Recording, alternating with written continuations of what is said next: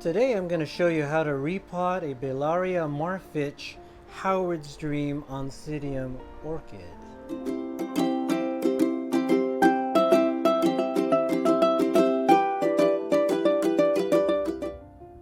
Okay viewers, today I'm going to do a repotting of a Bellaria Marfitch Howard's Dream oncidium. I ordered this from back east. That was already in spike, in bud, meaning it didn't open and flower yet. And it's completed its flowering. I'm a little bit disappointed because it didn't last as long as I thought it would in flower. When you have orchids, you would like to have pleasure in viewing the flowers for an extended amount of time, but this one didn't last maybe 2.5, 3 weeks at the most. But today it's a good time because it's completed its flowering. I'm going to repot it right now, and it's in I don't know, this is like a 3-inch pot, 3.5 at the most. As you can see, it has 3 pseudobulbs. 1, 2, 3. And the Bellaria oncidium orchid is called an intergeneric, meaning it's a combination of 4 different orchids, because people, they breed these to get a certain look of the flower. So this has the benefit of having like 4 orchids in one. Okay, what I'm going to do now, I'm going to take off these clips. Take these clips off.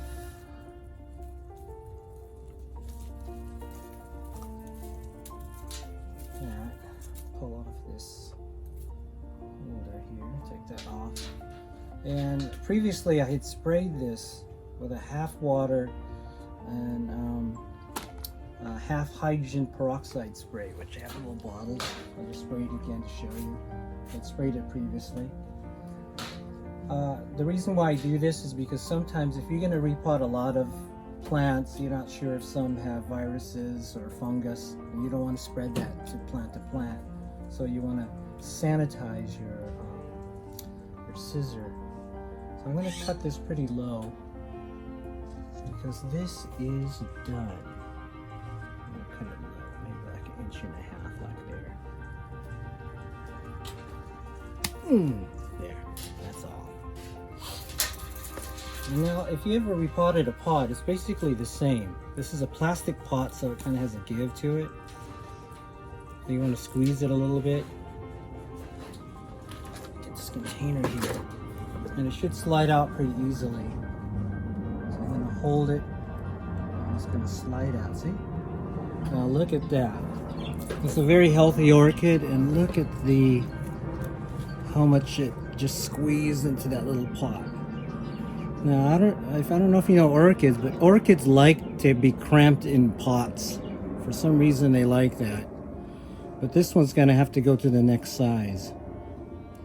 What I'm going to have to do now is remove a lot of this this was grown in sphagnum moss. Complete, that's all it was. This was probably commercially grown by the hundreds or thousands. And it just grew out like that. It's just time for repotting. So after I remove this old sphagnum moss, I'm going to put it in the next size. It is 5-inch. See what you have here is another year or 2 of a good growth. Has room to spread out.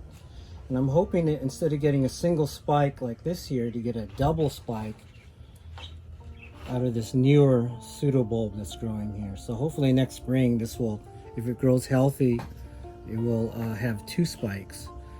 And I like to use these pots because it lets the light through and it has a lot of aeration. It's great for root growth. Here's another size, a little bit like 4-inch. Here's a 3-inch, a little 2-inch, and another 2-inch. Just variations, and you can see a little theme here. They have a lot of aeration. Some pots have a little spike in the middle, so it'll keep better aeration in the middle because the orchid roots need to breathe. And what I'm going to do is I'm going to try to remove as much of the old sphagnum moss. You can see it's quite difficult because oncidium roots are very thin and fragile. And on the top we have some old fungus and old plants growing in there. So what I can do is squeeze this. I might not be able to take everything out, but I'll just take what I can. Squeeze it, kind of get it loose. See, it's kind of separating here. Trying not to damage the existing roots. See, some can come out. This can take some time if you want to do a really good job. Some people use like little wooden dowels. I can use my scissor. Here I'm just using my finger just to illustrate what we have here. Now this moss doesn't look that bad. See, still has some life to it. I almost can just repot this directly, but since I'm going to repot this not in sphagnum moss, this is going to the next stage. I'm going to use New Zealand bark, which is kind of a high-end bark that orchid people like to use because it lasts longer than your regular fir bark, like Cosmar.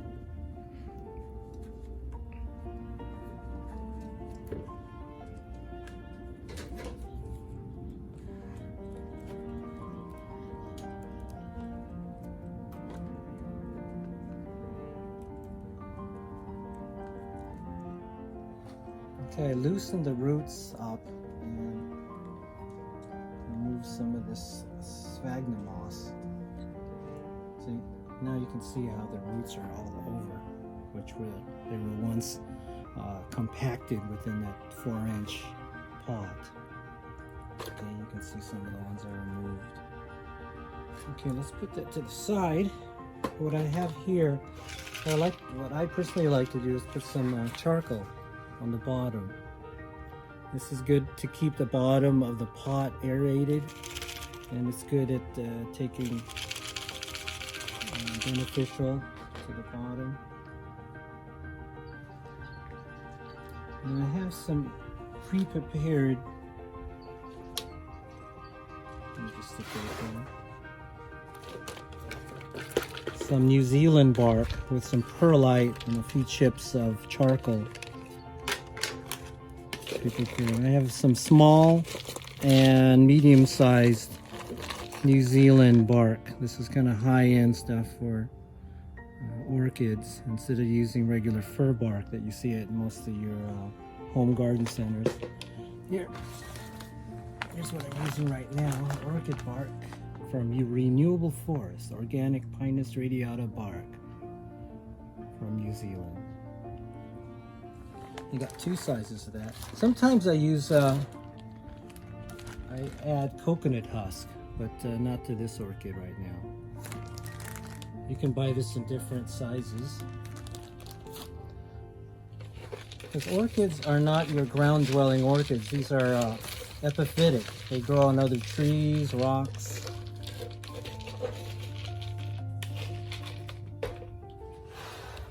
So I got this 6-inch pot with the charcoal in there. I'm going to add some to give it a base over the charcoal.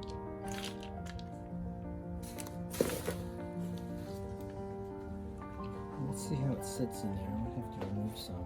I don't want it too high. Oh, not bad. I want it kind of flush with the top of the pot. I'm going to add some bark all around the edge. Now to get it in there properly, I'm going to have to shake it. I want it set in there pretty good.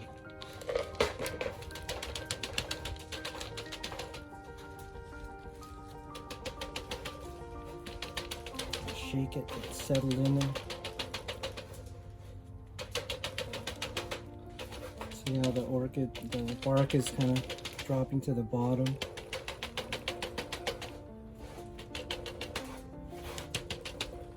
Add some more.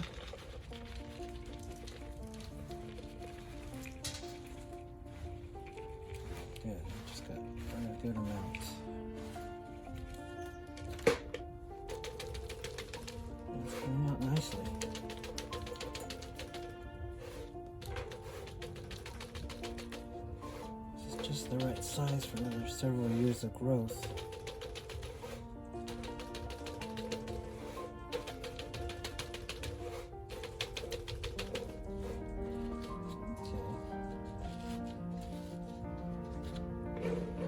Add some more bark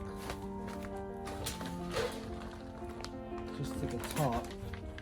Now I'm wearing gloves because when you work with sphagnum moss, it's recommended that you wear gloves because the moss can have a type of fungus which is kind of irritating to human hands. I personally haven't had that happen to me, but it's possible.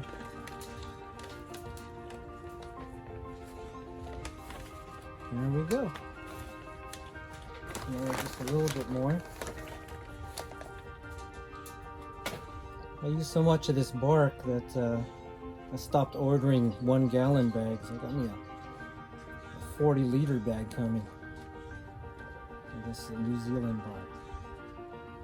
New Zealand barks are reportedly supposed to last longer than the fir bark that you can find in home garden centers.